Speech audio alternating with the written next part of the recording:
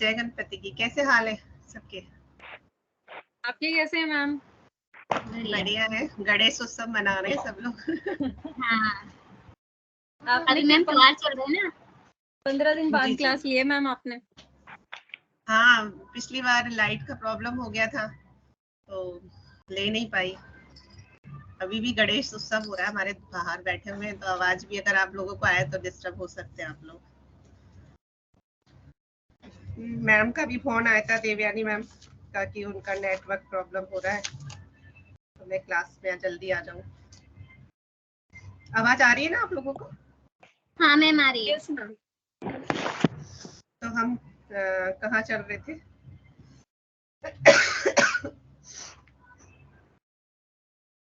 Six lesson चल रहा था हमारा। याद है कि भूल गए सब लोग? मैम अध्याय 6 पढ़ना है। हाँ, चल रहा था, पिछली बार चला था। आप आए नहीं होगे ज्योति जी? हो सकता है। हाँ, शकुंतला थी, मृगनयनी जी थी, और हाँ मैम ऋषि भी थे। 6 चैप्टर है। है ना, चल रहा था ना अपना। तो मैंने आप लोगों को हाँ मैम। इतिहास बताया था पुराणों का, कैसे हमारे ज्योतिष का हनन हो रहा है, ज्योतिष हमारा क्यों पिछड़ रहा है, समझाया था आप सबको। और तो इसमें कुछ बताने वाला जैसा कुछ है नहीं, लेकिन इसके क्वेश्चंस बहुत आते हैं। मैंने ये पिछली बार भी बताया था आपको। अगर आवाज नहीं आए तो आप बीच में प्लीज बता देना मुझको, क्योंकि नेटवर्क वीक हो रहा है सभी जगह। तो क्या है कि हम ज्योतिष को इतिहास पढ़ लिया, अब उसके बारे में हम लोगों को एक छोटे छोटे क्वेश्चंस आएंगे, जो मैंने आपको पिछली बार बोला था कि मैं आपको दूंगी, और आप उससे इस लेसन को दोबारा रीड करिएगा, 2-3 बार कर लीजिएगा, क्योंकि सबसे ज्यादा क्वेश्चन इसी में से आते हैं। तो पहले क्वेश्चंस लिख लीजिए, जिससे ये वाला लेसन खत्म हो जाएगा, फिर अपन आगे के अध्याय पे चलेंगे।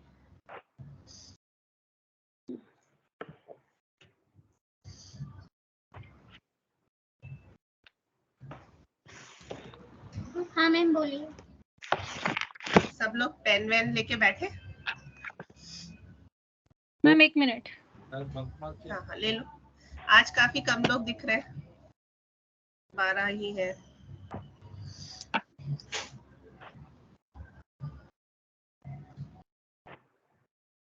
राधाष्टमी मना रहे होंगे, सबको राधाष्टमी की बहुत बहुत बधाइयां हैं। आपको भी मैम। आपको भी मैम। आपको भी मैम। आप सबको। ठीक है, हम स्टार्ट करते हैं। तो पहला क्वेश्चन लिख लीजिए, 18 प्रवर्तक कौन कौन से हैं? 18 प्रवर्तक कौन कौन से हैं?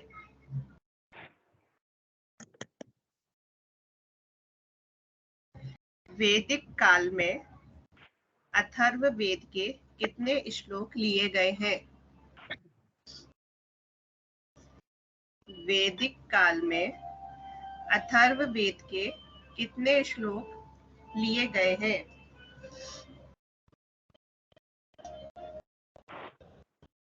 अगला है पाराशर जी के ज्योतिष ग्रंथ।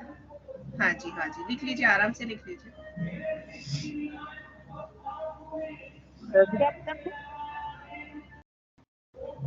18 प्रवर्तक कौन कौन से हैं? थर्ड क्या बोला था? सेकंड है, मैं आपको बोल रही हूँ, आप बस लिखिए। मैं एक क्वेश्चन को 2-2 बार रिपीट कर रही हूँ, अगर छूट जाए तो दोबारा में आप सुन लें।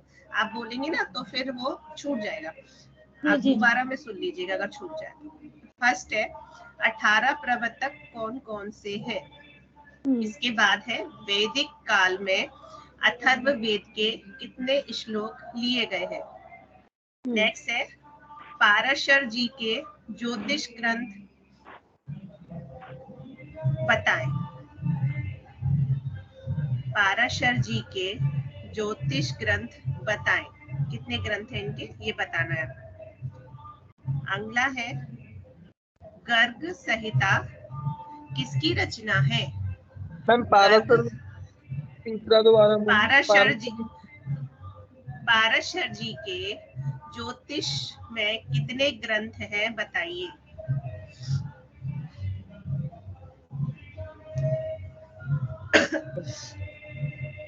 सबसे ज्यादा इसी लेसन के क्वेश्चंस आएंगे, इसलिए मैंने आपको निकाले हैं। आप इससे 2-3 बार लेसन को रीड कीजिएगा, क्योंकि इसमें छोटे छोटे पॉइंट लेकर आपको क्वेश्चन बना के दे देंगे। गर्ग संहिता किसकी रचना है?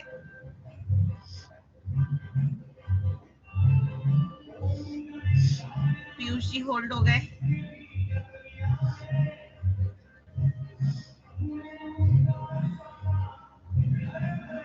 वेट करूं आपका पीयूष जी?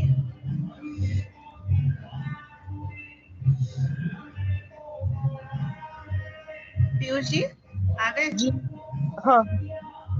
गर्ग संहिता किसकी रचना है?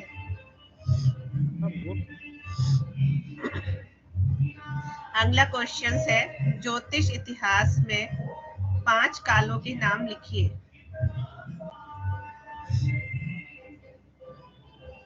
ज्योतिष इतिहास में 5 काल के नाम लिखिए। ज्योतिष इतिहास में है जी? हाँ जी, ज्योतिष इतिहास में।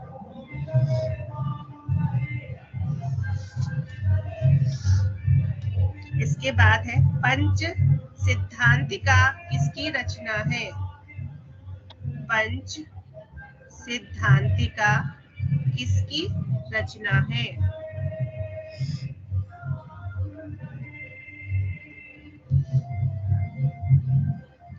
अगला है, सारावली किसकी रचना है? सारावली किसकी रचना है?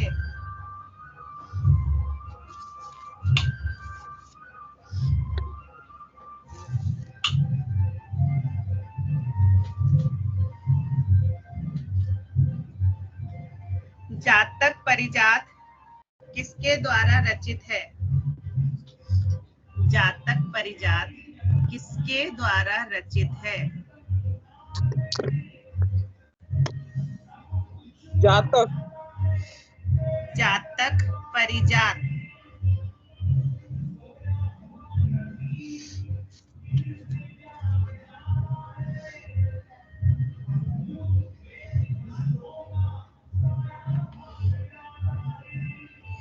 सर्वार्थ चिंतामणि किस के लिए प्रसिद्ध है? सर्वार्थ चिंतामणि किसके लिए प्रसिद्ध है? सर्वार्थ चिंतामणि पुस्तक है, एक बुक है, किसके लिए प्रसिद्ध है?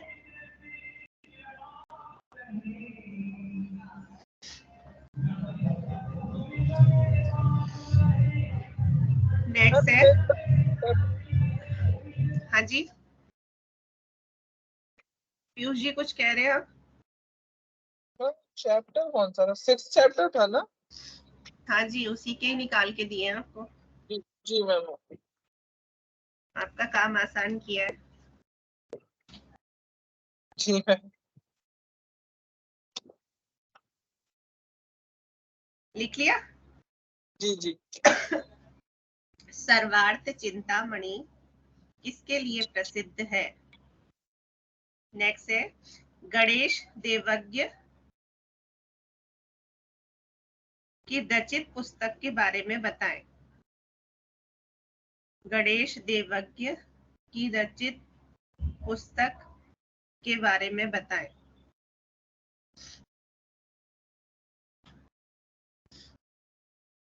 ताजिक नीलकंठी किसकी रचना है? नेक्स्ट है, ताजिक नीलकंठी किसकी रचना है?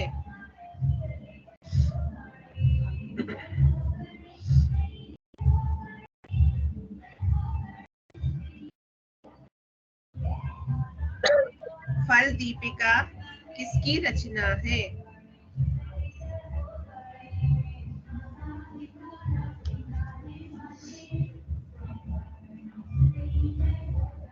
फल दीपिका किसकी रचना है?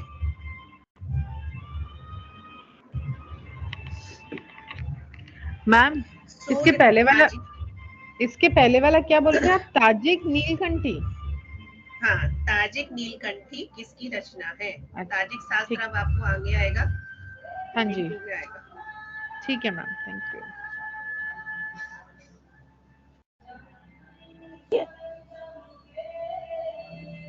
सूर्य नारायण राव का जन्म कब हुआ? सूर्य गणेश नारायण गणेश देवक बोल रही हूँ मैं, बाद में फिर से रिपीट कर दूंगी। गणेश देवज्ञ की रचित पुस्तक कौन सी है? गणेश देवज्ञ की रचित पुस्तक कौन सी है के बारे में बताएं। ये तो मैम लिखवा दिया पहले, गणेश देवज्ञ के द्वारा हाँ, रचित पुस्तक बताएं। ये रंगनैनी जी पूछ रही है ना। हाँ मैडम, ये फल दीपिका के बाद क्या लिखवा है? सूर्य नारायण राव का जन्म कब हुआ? सूर्य नारायण राव का जन्म कब हुआ? Doctor R.V.V. रमन जी का जन्म कब हुआ? Doctor R.V.V. रमन जी का जन्म कब हुआ?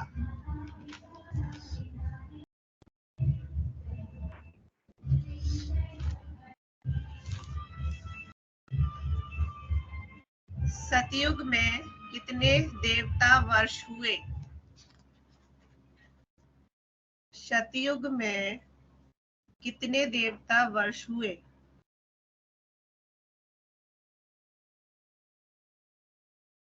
त्रेता युग में कुल कितने हजार मानव वर्ष हुए? त्रेता युग में कुल कितने हजार मानव वर्ष हुए? द्वापर युग की पूर्व संध्या। मैडम धीरे धीरे। त्रेता युग हाँ में जी, त्रेता युग में कुल कितने हजार मानव वर्ष हुए?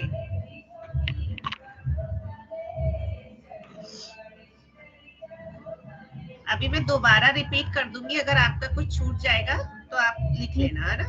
सारे फिर से रिपीट कर दो। द्वापर युग की पूर्व संध्या कितने देवता वर्ष की थी?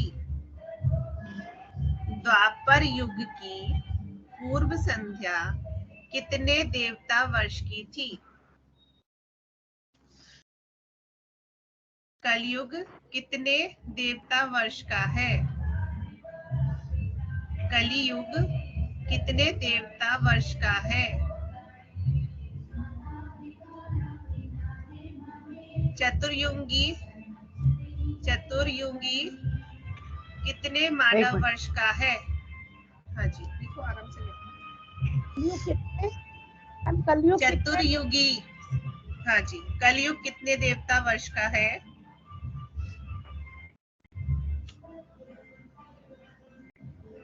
चतुर्युगी कितने मानव वर्ष का है?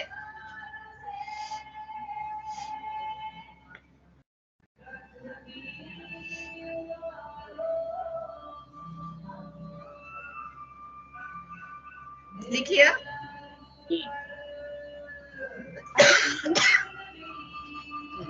चतुर्युगी कितने मानव वर्ष का है?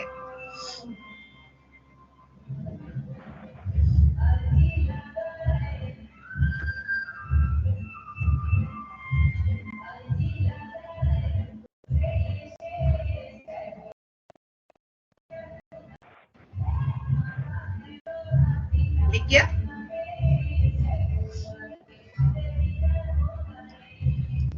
हाँ मैम, लिख लिया। इसके बाद लिखना है मनुओं के नाम लिखिए। हमारे 14 मनु होते हैं, उनमें से 14 के नाम लिखने हैं आपको।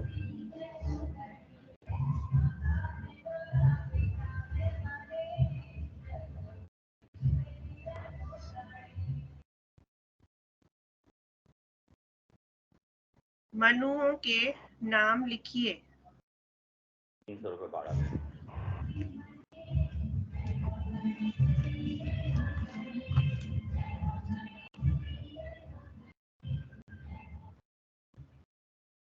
वर्तमान काल में कौन से मनु चल रहे हैं?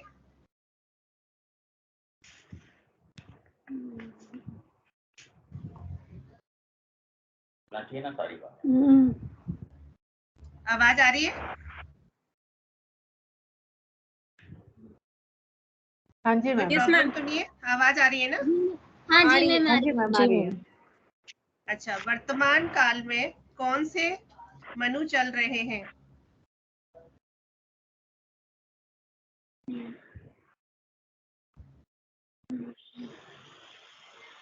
कितने हो गए? 21 हो गए मैम 21। 21 ठीक। फोन करके बोलो, मैंने भाड़ा हम हाँ दोनों हाँ सुनाई दे रहा, सुनाई दे रहा। आएगा तो कहेंगे काटेंगे तुम्हारे, इसमें लिख लो, या नहीं हम देंगे भाड़ा, हम हमारे जेब से रखने थोड़ी है। दीजिए, माइक ऑफ कर लीजिए। आपकी पर्सनल बातें यहाँ शो हो रही हैं। Sorry ma'am. कोई बात।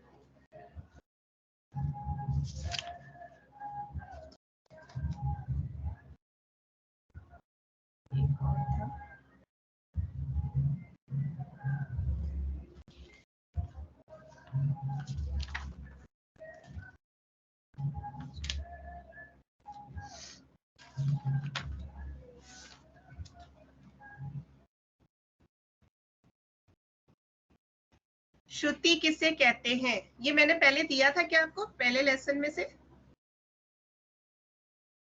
देख लेना अगर आपको दिया होगा, क्योंकि फर्स्ट लेसन में भी श्रुति स्मृति के बारे में था। आवाज आ रही है ना आप लोगों को? जी हाँ, आ मैम। रही है। तो मुझे लगता है आती नहीं है। श्रुति किसे कहते हैं? सेकंड है स्मृति किसे कहते हैं? नहीं पहले नहीं दिया मैम। हाँ तो लिख लीजिए, श्रुति किसे कहते हैं, स्मृति किसे कहते हैं, एक ही साथ लिख लीजिएगा। और इनका संबंध क्या है? क्योंकि जो पहले लोग सुनते थे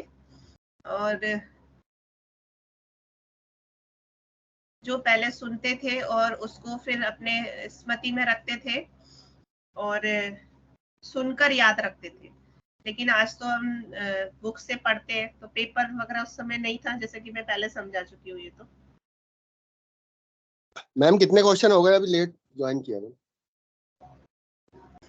23। अब तो आप इनसे पीयूष जी से या किसी से ले लीजिएगा। 23 हो गए। 23 22 हो गए ना, बस इतने बहुत है, इतने ही बहुत है, ज्यादा लोड नहीं देती मैं। इसके बाद आप ये वाला लेसन तो हो चुका हमारा, और 7 इसमें आएगा नहीं, शिक्षकों के बारे में है ये। आपको इसमें से क्वेश्चंस आएंगे नहीं, फिर भी आप एक बार रीड कर लीजिएगा, क्योंकि ऑनलाइन में कुछ भी आ जाते हैं। इसमें कुंडली का निर्णय कैसे करते हैं, ठीक है, उच्च पठन से क्या समझते हैं, अगर बनाए क्वेश्चंस तो ऐसे बनेंगे, लेकिन इसमें मतलब ऑनलाइन वाले क्वेश्चंस नहीं बनते, इसलिए मैंने इसको हटा रखा है। हमने भी नहीं पढ़ा था। तो हम आगे चलते हैं अध्याय 8 पर। किसी को कुछ प्रॉब्लम हो तो बता दो, मैं दोबारा रिपीट कर दूं क्वेश्चंस। कौन? परीक्षित जी, आप ही आए? जी मैडम मैं भी अभी आया हूँ, राकेश अग्रवाल बोल रहा हूँ। ठीक है, तो मैं दोबारा रिपीट कर देती हूँ, आप लिख लीजिए फिर से, जल्दी बोलती हूँ, लिख लीजिएगा। और या फिर आप किसी से ले सकते हैं, तो फिर बताइए, मैं अगला लेसन स्टार्ट करती हूँ। बताइए क्या करना है? ये बोल लेंगे अगर। हाँ तो लिख। किसका खुला हुआ है? पीयूष बंद कर दीजिए आप, माइक मेरा बंद नहीं कर है। दीजिए। मेरी वॉइस नहीं आ रही होगी। लेकिन वो आती है थोड़ी सी कटती है आवाज, है ना। एक्स्ट्रा मत रखो ऑन। पहला है 18 प्रवर्तक कौन कौन से हैं।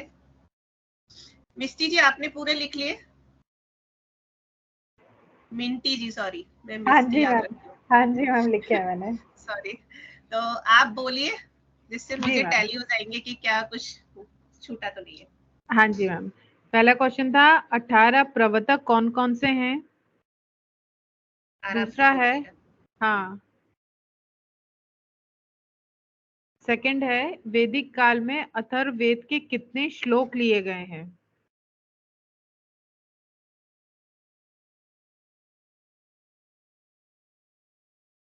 थर्ड क्वेश्चन है पाराशर जी के ज्योतिष ग्रंथ बताएं।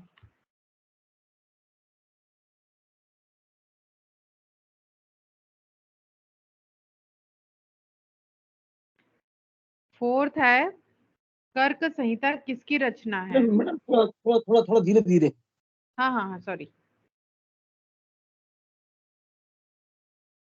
आप कौन सा क्वेश्चन लिख रहे हैं अभी? तीसरा लिख रहा हूँ मैं। अगर हाँ, अगर किसी का छूट गया हो तो वो भी दोबारा चेक कर ले। हाँ, थर्ड क्वेश्चन है पाराशर जी के ज्योतिष ग्रंथ बताएं।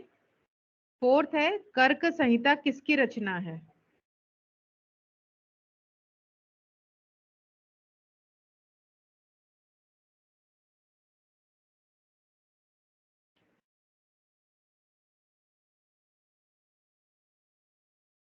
फिफ्थ है ज्योतिष इतिहास में 5 काल के नाम लिखिए।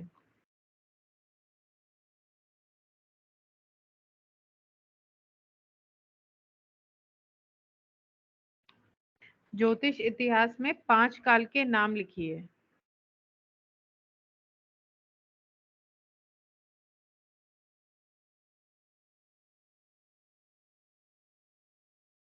सिक्स है पंच सिद्धांतिक किसकी रचना है। पंच सिद्धांतिका।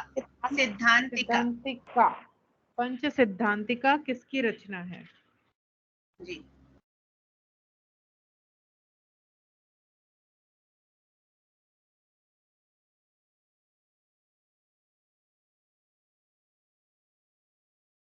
नेक्स्ट है तारावली किसकी रचना है।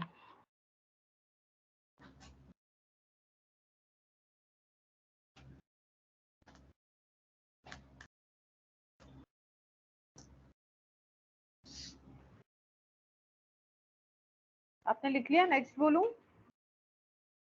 बोलिए। जातक परिजात किसके द्वारा रचित है।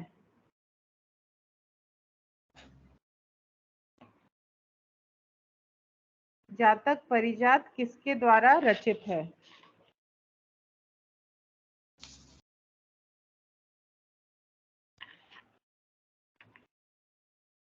ये नेक्स्ट है मैम, ये क्या लिखवाया था हमने? सर्वाद्र चिंतामणि। मैं बोल रही हूँ सर्वार्थ सर्वार्थ चिंतामणि। सर्वाद्र चिंतामणि किसके द्वारा प्रसिद्ध है। था है मिंटी जी, था है वार्थ। सर्वार्थ। सर्वार्थ सर्वार्थ था था सर्वार्थ। है। किसके लिए प्रसिद्ध है। इंग्लिश मीडियम से है शायद आप। मैम इंग्लिश मीडियम, बुक्स तो हिंदी की है पर मैं स्कूल में टीचर हूँ और पढ़ाते इंग्लिश हूँ। इसलिए और हम इंग्लिश नहीं सीख पा रहे।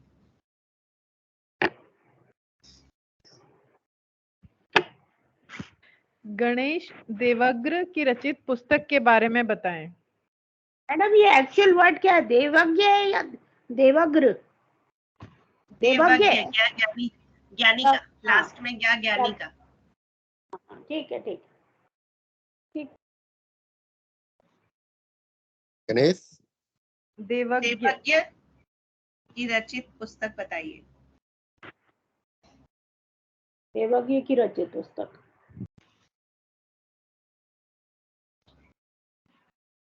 जी। यही आएंगे आपको, ऐसे ही क्वेश्चंस आएंगे ऑनलाइन में। और उसमें ऑप्शंस में 2-3 बुक्स लिखी होंगी, जो करेक्ट होगी उसको आपको टिक करना है। ताजिक नीलकंठी किसकी रचना है? ताजिक नीलकंठी किसकी रचना है?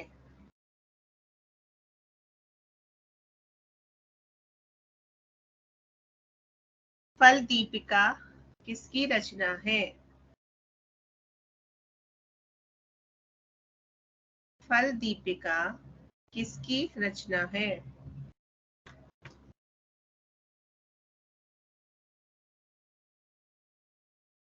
सूर्य नारायण राव का जन्म कब हुआ?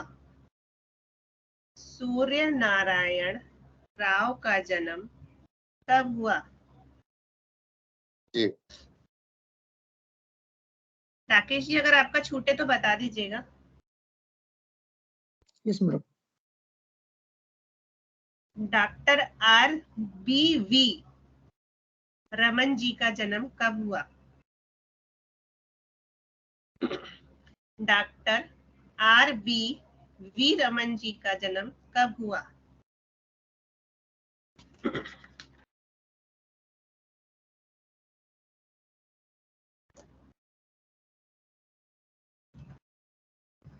सतयुग में कितने देवता वर्ष हुए? सतयुग में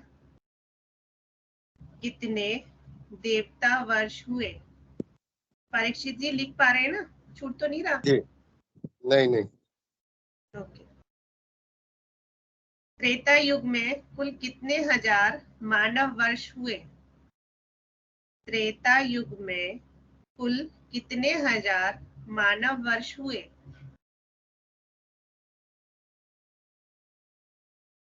द्वापर युग की पूर्व संध्या कितने देवता वर्ष की थी?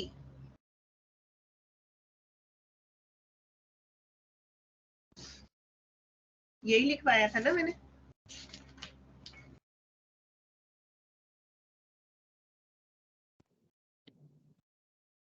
पूर्व संध्या। ओके।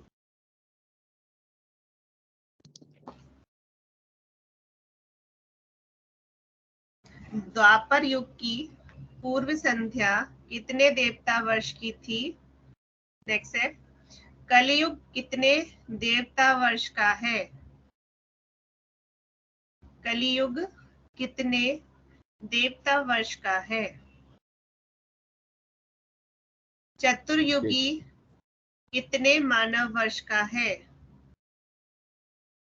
चतुर्युगी कितने मानव वर्ष का है? मनुओं की कितनी मनुओं की संख्या लिखिए। मनुओं की क्या था? नाम लिखना था। नाम लिखिए, नाम लिखिए। हाँ, मनुओं के 14 मनुओं के नाम लिखिए।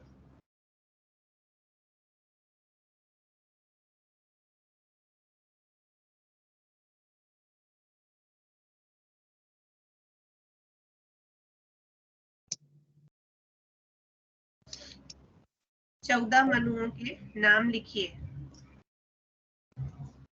अगला है, वर्तमान काल में कौन से मनु चल रहे हैं? अभी हमारे कौन से मनु चल रहे हैं?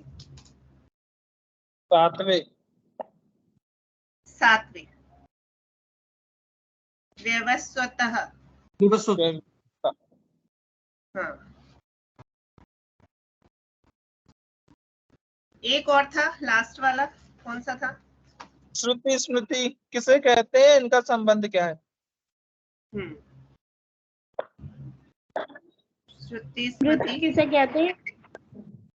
इनका संबंध क्या है?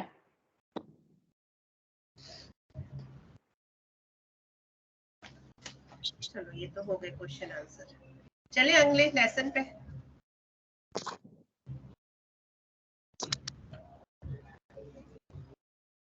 पर इसमें तो नक्षत्र और देवता, नक्षत्र ये तो देवता मैंने राहु का। देखो, ये सब आप ना, एक सेकंड पीयूष जी सुनो, ये सब आपको राहु काल आपको अभी निकालने को नहीं आएगा, ये आपको मूर्त में आएगा, प्रवीण 2 में आएगा।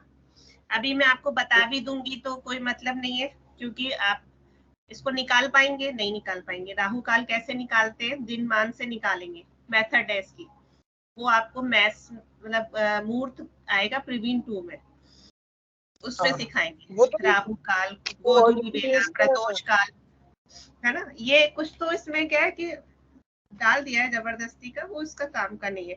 अब आपको नक्षत्रों के देवता और ये सब तो आपने उसमें फलित में पढ़े, जी पढ़े जी कि नहीं पढ़े, है ना। तो जी। उसको रिपीट पढ़े। करके और समय बर्बाद करने का कोई मतलब नहीं है। लेकिन आप इनको रीड जरूर करके रखना। इसमें से सबसे ज्यादा क्वेश्चंस आएंगे, लास्ट बार बोल रही हूँ, इसमें से कम 8 क्वेश्चंस तो 7-8 क्वेश्चंस आते हैं, क्योंकि इसमें बहुत सारे क्वेश्चन बनने के चांसेस होते हैं, छोटे विषयों के नाम इसमें ये आचार्यों के नाम दिए हैं, जी। मैं ये फिर आवाज आचार्यों कट के रही है नाम आपकी, आवाज आचार्य- कट रही है। मैम हाँ ये आपने एक जो लास्ट क्वेश्चन बोला है, श्रुति और स्मृति का संबंध क्या है, तो इसका आंसर थोड़ा लंबा होगा या फिर किस तरीके से इसको करना है? अपने भाव में आप लिखिए कि लोग पहले सुनते थे और फिर उसे दिमाग में रखते थे और फिर बताते थे। जैसे मैंने आपको स्टोरी बता दी थी कि भाई उसने सुना चंदू के चाचा ने, इतनी कोई लंबी सी लाइन थी, लेकिन याद रखने पर वो थोड़ी थोड़ी कम होती गई और हमारे तक जो पहुंची सिर्फ चंदू के चाचा ही पहुंच पाए। समझ गए? जी मैम। तो मतलब हमारे तक वो आते आते, क्योंकि सुनकर आप 10 बात सुनते हैं तो क्या आपको 10 याद रहती है? नहीं रहती ना, 8 ही रह पाती है। जब तक फिर आपने अपने घर में किसी और को बताई, उस तक 6 ही पहुंची, उसने फिर किसी और को बताई तो 4 ही रह गई, 4 से भी फिर 2 रह गई। हमारे तक आया तो वो एक ही बात समझ में आई कि ज्योतिष होता है। अब क्या होता है ये नहीं पता। तो वो हमारे इतिहास को जो हलन हुआ वो इस वजह से भी हुआ क्योंकि पेपर नहीं था। पेपर होता तो लिख लेते कि ये था, इनके नैतिक नियम ये थे, वैदिक नियम ये थे, सब लिख लेते, लेकिन नहीं लिखे। फिर कर्म प्रधान बनकर आगे इसके लिए इन्होंने कर्म प्रधान पर लेके गए इसको, बेस को, ज्योतिष को। और इसी के बारे में मैं आपको अगले लेसन में समझाऊंगी। पिछले में कोई प्रॉब्लम तो नहीं है ना? आप आचार्य पूछ रहे हैं, आचार्य हुए, और ये मैं पहले पढ़ा चुकी, ये सब आपको क्या कहते हैं 18 प्रवर्तक है, इनको 10 बार घुमा घुमा के पूछा है पूरे उसमें। इससे पहले ये क्या नाम था इसका, सिद्धांत, सिद्धांतवादी कौन थे, ये वही 18 सिद्धांतवादियों में निकले हुए हैं, वही है। उनको आचार्य बना दिया, अब उनको कर्म सिद्धांत, इनके सिद्धांत लिए गए हैं, वही है। सूर्य सिद्धांत लिया गया था, ये सब वही है। पितामह सिद्धांत लिया था। क्या बताऊं इसमें, आप बताइए पीयूष जी, बोलिए। नहीं मैं बताने के लिए पूछा था, मैं बताने के लिए पूछा था। मैं तो ये बोला था इसके बारे में पढ़ लेते, ये पूछ लिया हुआ है। देखो, आप उस दिन क्लास में नहीं थे। मैंने उस दिन सबको बोला था कि इसमें आगे पढ़ाने जैसा कुछ नहीं है। मैंने इतिहास आपको समझा दिया कि हमारे इतिहास का हलन क्यों हो गया, हमारा ज्योतिष इसलिए पिछड़ गया क्योंकि क्यों पिछड़ा था, पूरा लेसन समझाया था मैंने। आप कहें तो दोबारा समझाऊं, दोबारा पहुंचू वापस, नहीं तो इसमें बस यही था कि लोगों ने उसको बढ़ाया नहीं, कुछ अंग्रेजों आ गए, कुछ हम लोगों ने अपनी संस्कृति का हलन कर दिया। हाँ जी, हाँ बताया था आपने ये सब चीजें, बताया था, आप थे ना पिछली क्लास में? हाँ था मैं। हाँ, तो बस वही। तो इसके बाद मैंने कहा था आप लोग पढ़ लेना, क्योंकि इसमें पढ़ने वाला कुछ नहीं है। इन्हीं 18 प्रवर्तकों के बारे में लिख दिया, या ये जो बुक्स मैंने आपको दी है कि किस राइटर की है, उनके बारे में एक एक लाइन, उन्होंने होरा सारावली लिखी, उन्होंने फलदीपिका लिखी, और उन्होंने ये तब लिखी, वो लिखी सिद्धांत शिरोमणि, उसमें ये है वो है। इसमें कुछ नहीं है पढ़ने जैसा। आपको अगर मैं समझाने वाला तो कुछ है नहीं, इसीलिए मैंने आपको बोला था कि आगे क्या तो आप पढ़ लेना, ऐसा कुछ भी नहीं है इसमें इतना ज्यादा। इसमें से बस सूर्य नारायण जी व्यास के बारे में दिया हुआ, उनकी जीवनी दी है, तो उनका भी सिर्फ कब जन्म होगा यही आ सकता है, इतना ज्यादा इसके अंदर कुछ नहीं है।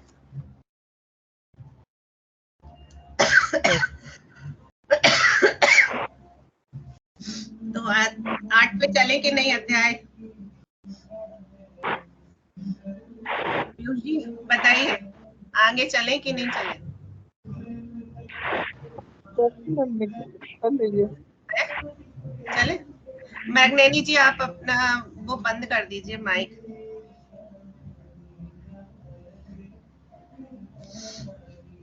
तो हमारा अगला जो लेसन है भाग्य एवं स्वतंत्र संकल्प। भाग्य के बारे में आप सब लोग बहुत अच्छे से अवगत हैं, क्योंकि भाग्य बिना नर पावत नहीं, सुना होगा आपने जैसे कि। लेकिन हमारा भाग्य आता कहाँ से है? हमें भाग्य की प्राप्ति होती कहाँ से है? जब हम कोई कर्म करते हैं उससे ही हमें भाग्य की प्राप्ति होती है। कर्म हमारे पिछले जन्म के होते हैं। पिछले कर्मों से हमें वर्तमान, भूतकाल से हमें वर्तमान मिलता है और वर्तमान से हमें भविष्य मिलता है। ये हमारे कर्मों से जुड़ा हुआ है। जो हम कर आए वो आज भोग रहे हैं, जो आज करेंगे वो कल भोगेंगे। भोगना हमें ही है, क्योंकि कर्म तो स्थिर है, आप बिना भोगे जा ही नहीं सकते। इनको आपको भोगना ही पड़ेगा। इसका क्या नाम है?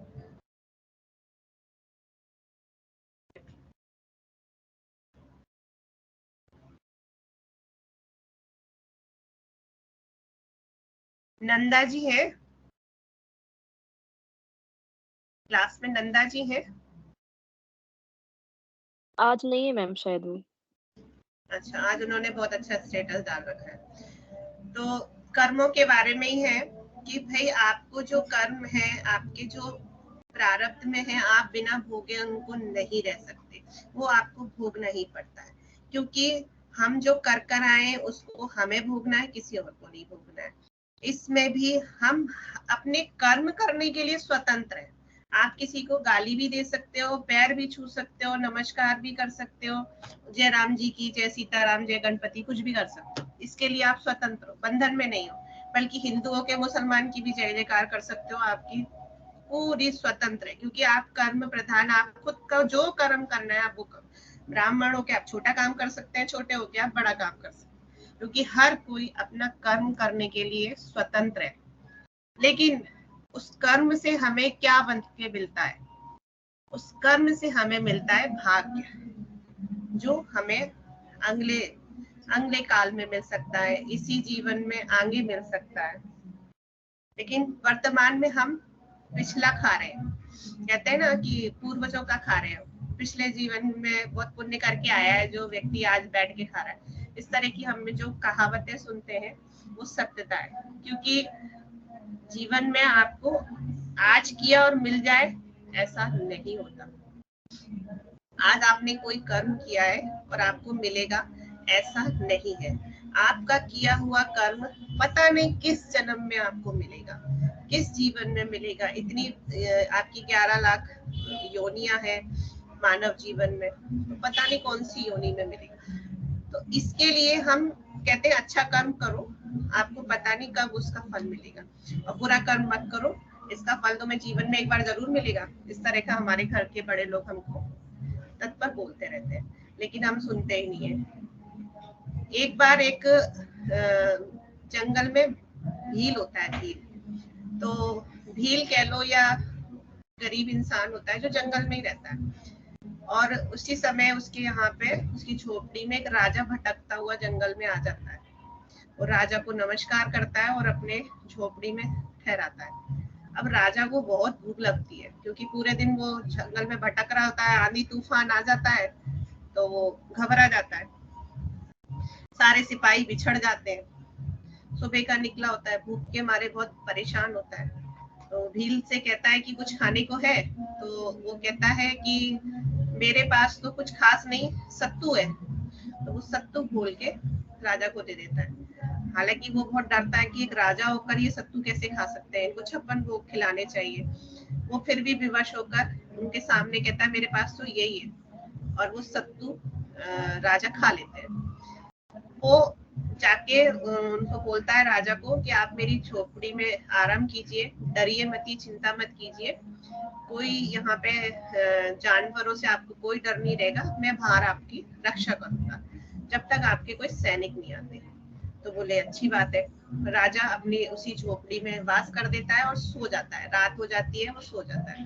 रात भर बारिश तूफान आता है और जो भील बाहर बैठा हुआ होता है उसकी चौकीदारी करता है। इतनी ठंड पानी के मारे वो रात को वहीं मर जाता है। सुबह जब राजा उठता है और देखता है कि वो भील वहां पे मर गया। अब वो मर जाता है तो उसकी पत्नी भी होती है, उसको वो देखता है, वो भी बाहर बैठी होती है, लेकिन पत्नी बच जाती है और वो मर जाता है। और वो बोलता है कि अरे ये क्या हो गया। बोले राजा साहब इतनी बारिश पानी थी और हम लोगों ने कुछ खाया भी नहीं था, तो ये भूख का भी था। बोले ये तो बहुत बड़ा पाप हो गया।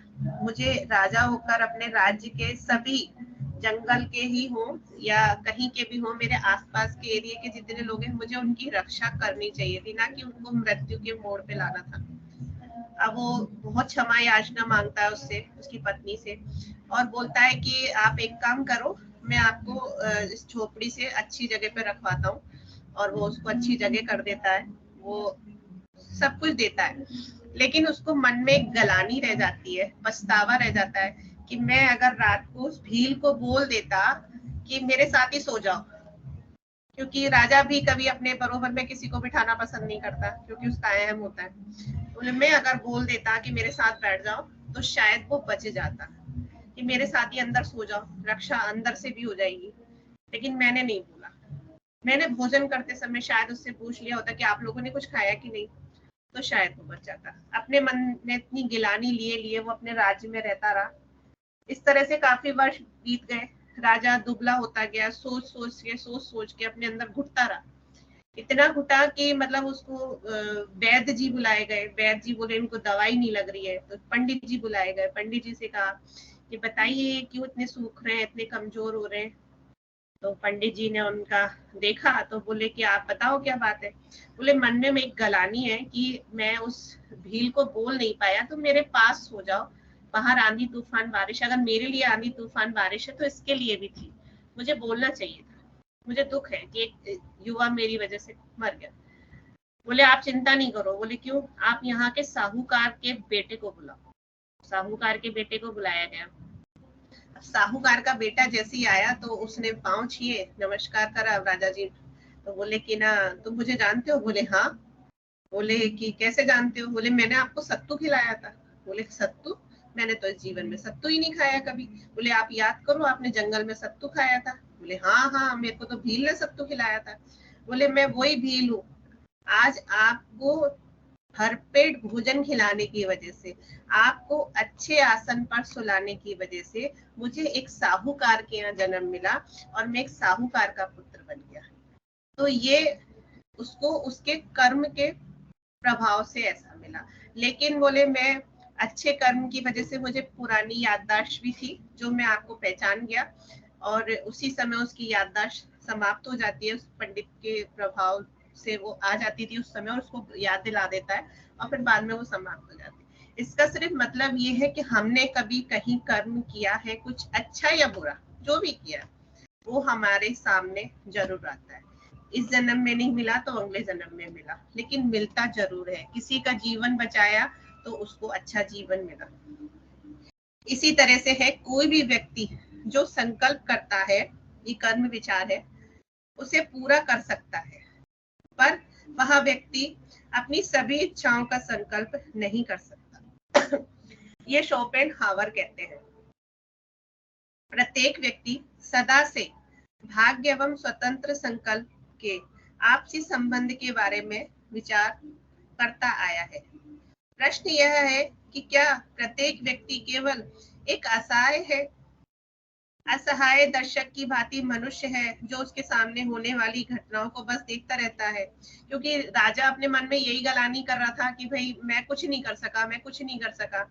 वो अपने मन में यही करता रहा कि जो भाग्य में लिखा था, वो बेचारा उसकी मृत्यु लिखी थी इसलिए मर गई। 4 लोग तो यही कहते हैं उस दिन उसकी मौत थी, उस दिन उसको मरना था, आपने क्या कर दिया।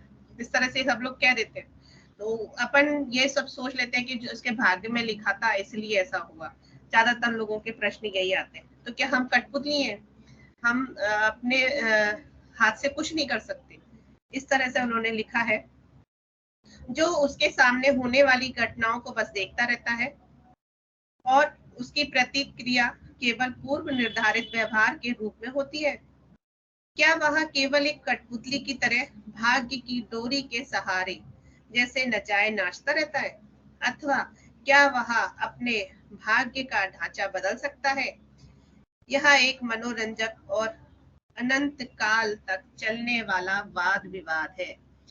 इस वाद विवाद का तो कभी अंत ही नहीं हुआ, क्योंकि लोग कहते हैं कर्म बड़ा है, कोई कहता है कि भाग्य बड़ा है, क्योंकि ज्यादातर कहेंगे भाग्य बिना नर पावत नहीं, तो कर्म करा करो। गीता में लिखा है कर्म करो, फल की इच्छा मत रखो, आपको फल अपने आप मिलेगा।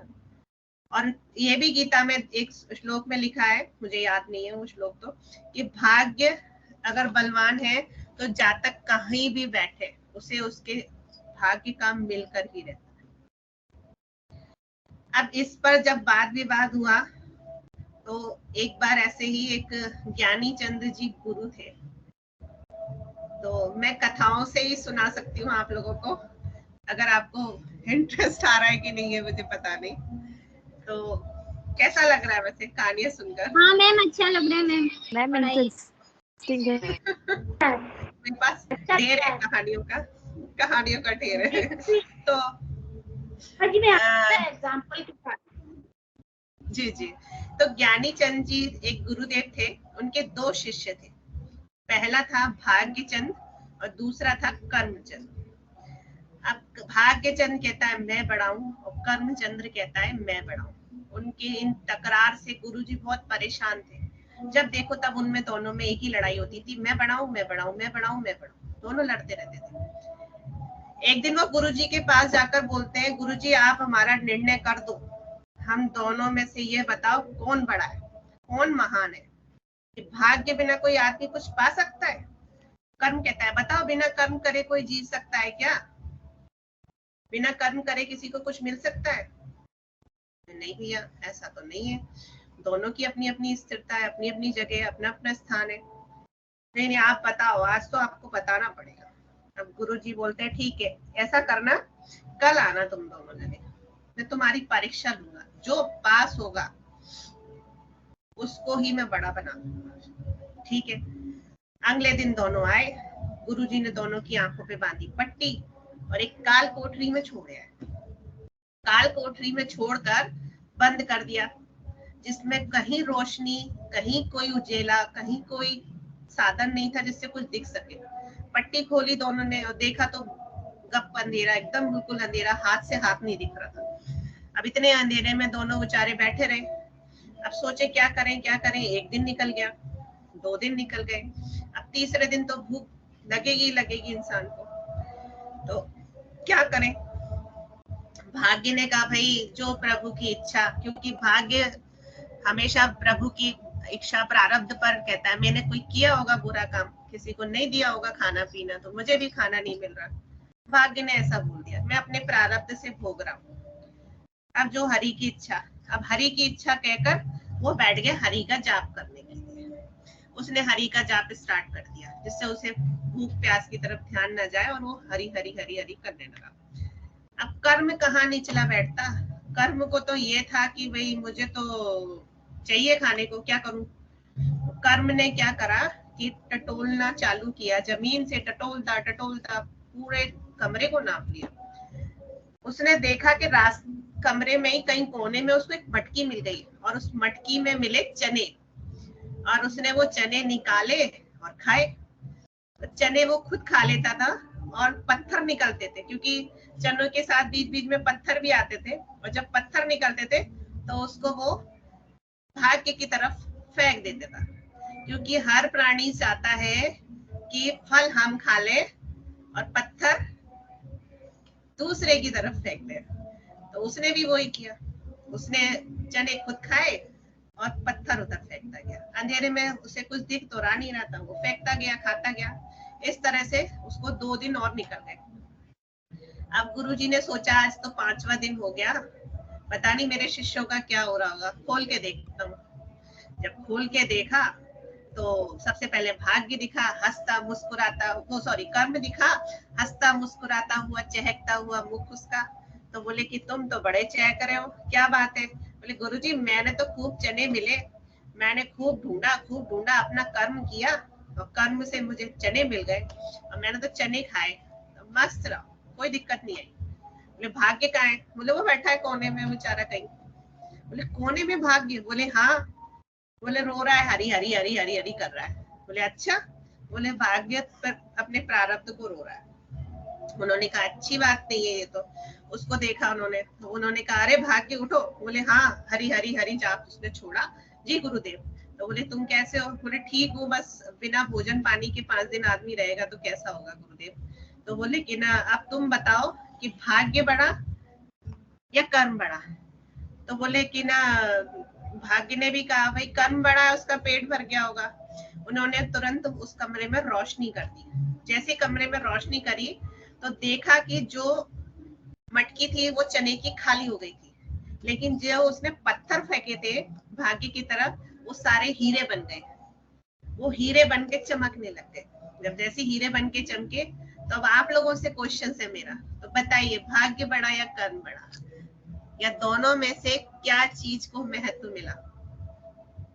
कोई बता सकता है? नहीं तो फिर मैं बताती हूँ। मैम कर्म ही बड़ा होगा। आप बताइए, और कोई? मैम कर्म किया उसने, इसीलिए उसके पास पत्थर फेंके तो वो भाग्य उसका चमक गया, इसलिए हीरे बन गए वो। जी अब मैं पर मैम फिर भी जैसे कर्म है, वो भूख लगी तो चने खा सकता है, बट हीरे थोड़ी खा सकता है। बिल्कुल। चलो नहीं, पर कर्म लकी था कि उसको कुछ किए बिना हीरे मिल गए। देखो अब यहाँ पे दोनों का विवाद अभी भी खत्म नहीं होगा, क्योंकि इसमें अगर हम लेके चलेंगे कर्म हम करते हैं दैनिक जीवन जीने के लिए। यहाँ हम दैनिक जीवन की नीड्स ऑफ लाइफ, अपने जीवन को चलाने के लिए हमें कर्म करना ही पड़ेगा। भाग्य के भरोसे नहीं बैठना है।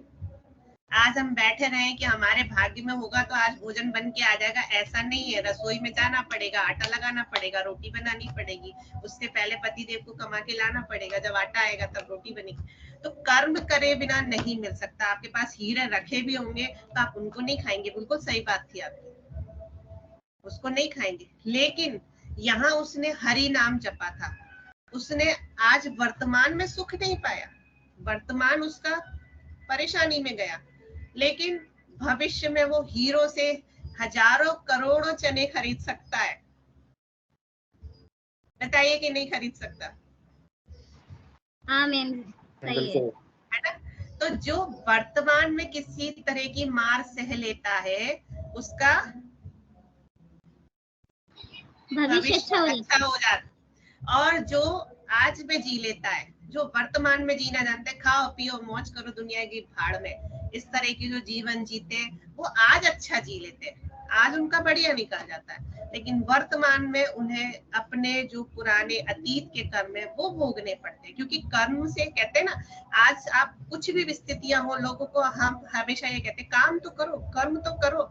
बोले मेरे भाग्य से ही नहीं है, मैं फलानी जगह जाता हूँ, काम नहीं बनता। कोई बात नहीं, कोशिश करते रहो, कोशिश करते, क्योंकि कर्म से तो हर कोई जीत गया।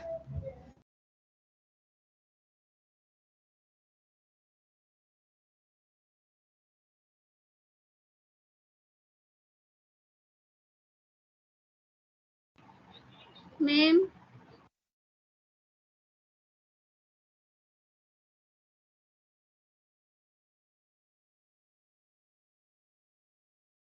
मुझे लगता है कनेक्टिविटी खत्म हो गई क्या?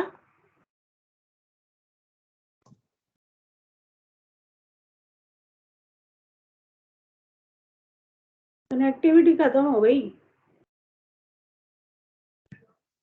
आवाज नहीं आ रही मैम।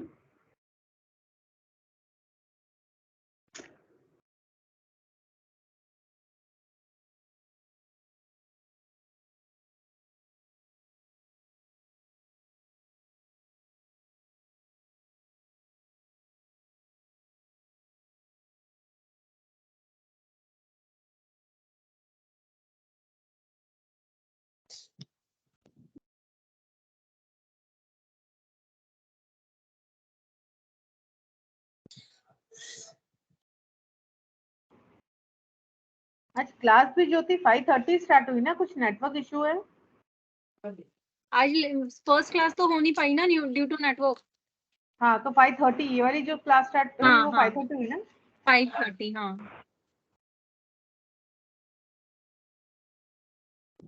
आज नेटवर्क इशू बहुत हो रहा है सब जगह।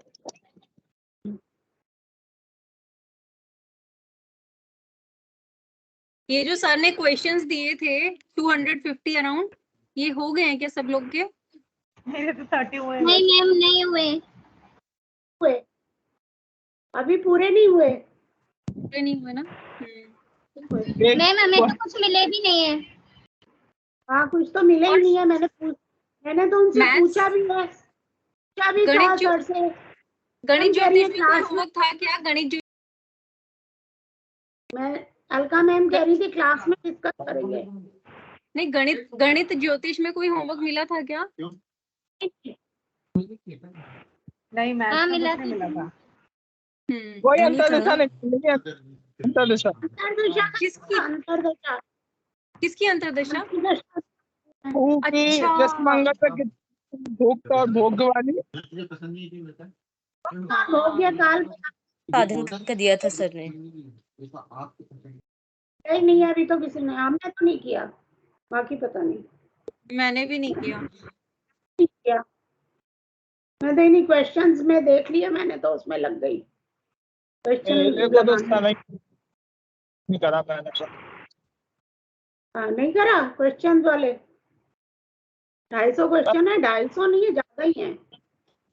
एक में 50 थे, पहले वाले में 50 थे, उसके बाद फिर 50 या 100 के करीब हैं, फिर और 100 है, ऐसे 250 के करीब है। 265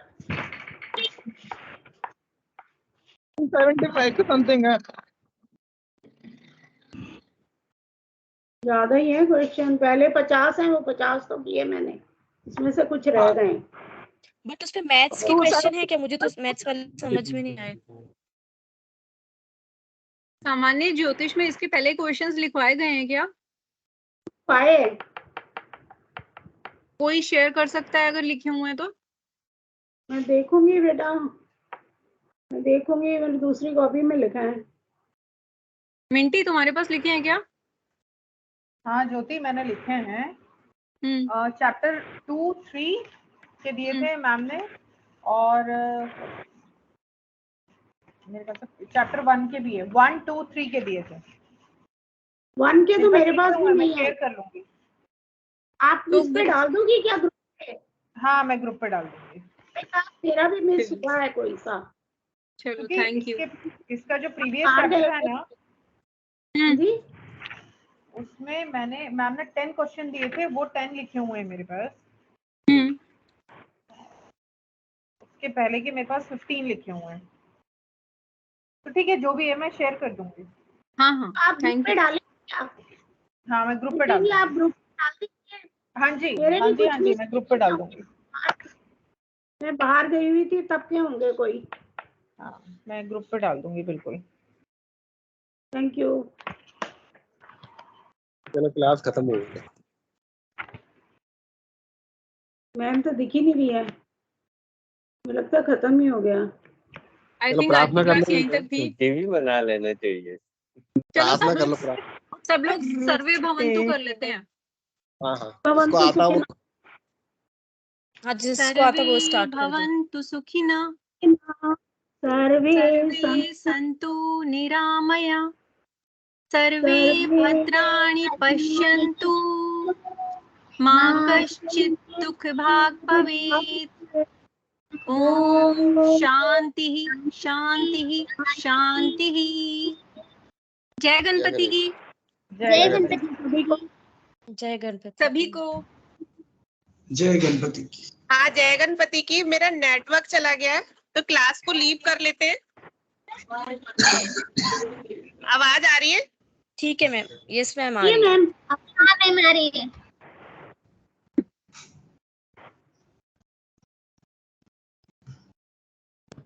आवाज आ रही है मेरी? हाँ मैम आ रही है। Okay ma'am. जय। तो सर्वे भवन्तु कौन करेगा? मैम हो गया सर्वे भवन्तु कर दिया सबने।